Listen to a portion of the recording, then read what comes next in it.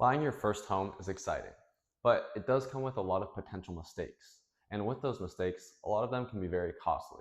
So with that, understanding what they are and how to avoid them could save you potentially thousands of dollars.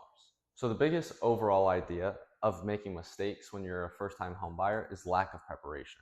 And not only first-timers, but most buyers, what they'll do is they'll get pre-approved, look at a home, and write their first offer. But with that, if you do steps along the way in preparation, you can save a lot of money. So, like I said, the first step is the actual pre-approval. Now, when you get pre-approved, what a lot of people don't understand is that that may not be your best rate. So when you do get pre-approved, you'll get that with your first lender. But something that I like to recommend is get 2, 3, 4, even 5 more opinions and see if you can get your interest rate down. So say you get 7% with the first person, the next person might be able to get you 6.9. And while that may seem small, if your loan is, let's say, $800,000, that's going to be a really big difference over time. And again, this step of preparation could save you a lot of money along the way.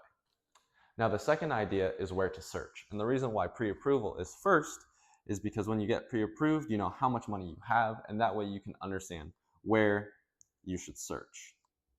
Now, on top of that, when you figure out an idea of where you want to search, if you're working with a realtor, you can also do a lot of market research. That way, within that specific area, you can see what points to hit in negotiation, what to look out for with homes, and many other aspects that will allow you to save money and time throughout the process instead of writing the first offer on the first home that you see. Now, the third idea is when you actually get to write an offer. So when you're done with your search and you found the perfect home, you get to write an offer.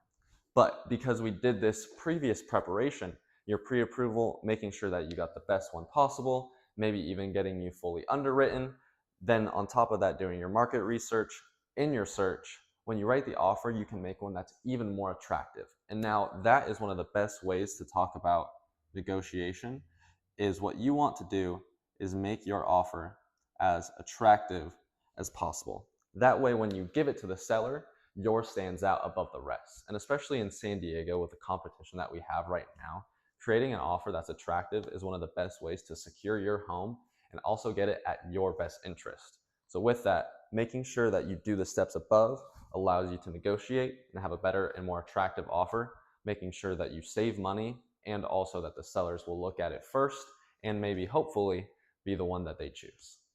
Now, the fourth idea is really understanding escrow. And again, if you're working with a good realtor, they'll be able to explain to you very well what escrow is. But with this, it's making sure that you're tying up the loose ends, making sure that your pre-approval goes fully through and it's fully underwritten.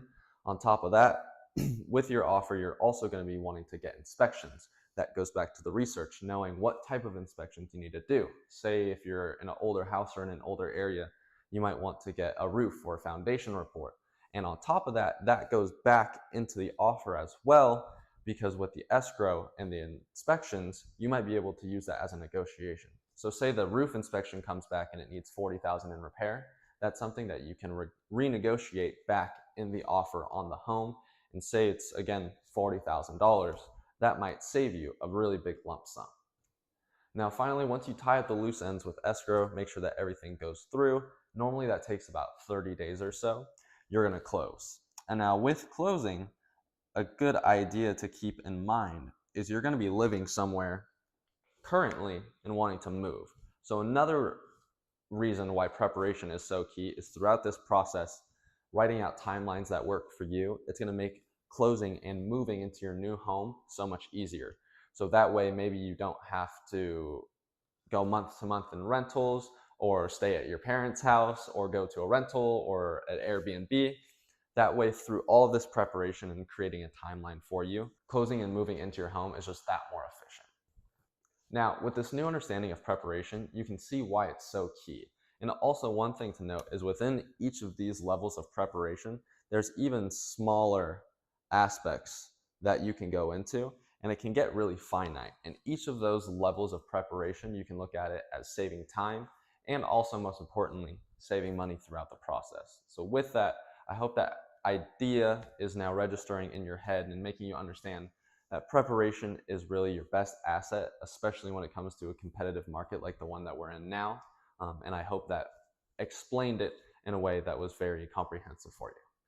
Thank you so much for watching the video. If you liked it, please leave a like and a comment. I'd really appreciate it. Let me know what you thought. And if you really, really liked it, I'd appreciate it if you subscribe, because I will be releasing videos like this once a week, helping you figure out how to buy a home.